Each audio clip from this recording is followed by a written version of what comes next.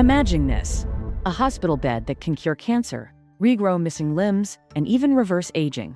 Sounds like something right out of Star Trek, doesn't it? Yet online, thousands of people insist these MedBeds are real. There are AI-generated videos claiming they've been unveiled in secret facilities. And disturbingly, even major political figures seem to nod along with the idea. Believers describe 3 types of MedBeds. First, a holographic diagnostic bed, a device that supposedly scans your body and cures any disease instantly.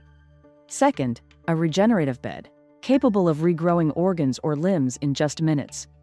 And third, a so-called rejuvenation bed, a machine that rolls back your biological clock, reversing the effects of aging. Sounds incredible, right? Too incredible. Because here's the reality: there is zero evidence, no hospitals, no medical trials, no peer-reviewed research. The only people making money off MedBeds are those selling access to pseudoscientific gadgets, things like sound therapy devices or crystal healing chambers with a nice little disclaimer at the bottom: not intended to diagnose, treat, cure, or prevent any disease. That's called the quack Miranda warning, and it's their legal safety net. So why does this spread? Part of it is hope. We all want miracle cures, especially when medicine feels slow or limited. Another part is culture. Science fiction has primed us for this. If you've seen Star Trek, you've already seen a version of the MedBed. It's called a biobed. And finally, there's politics.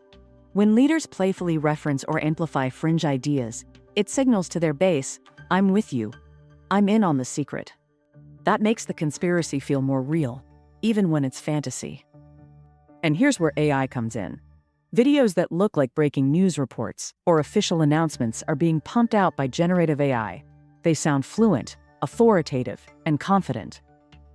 That confidence tricks our brains into thinking, this must be true. But what we're seeing is what I call synthetic uncertainty. Content that looks polished but has no grounding in fact. It's an illusion of authority. This is exactly why we built the framework of AI-Epistemic Resilience. The MedBed myth is a perfect test case. First, verification. If a technology is real, you'll find it in scientific journals or hospitals, not just on fringe websites. Second, epistemic humility.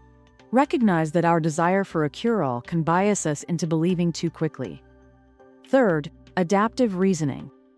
When no evidence surfaces, or when the claims keep shifting, we need to be willing to adjust our belief. And finally, metacognition with AI.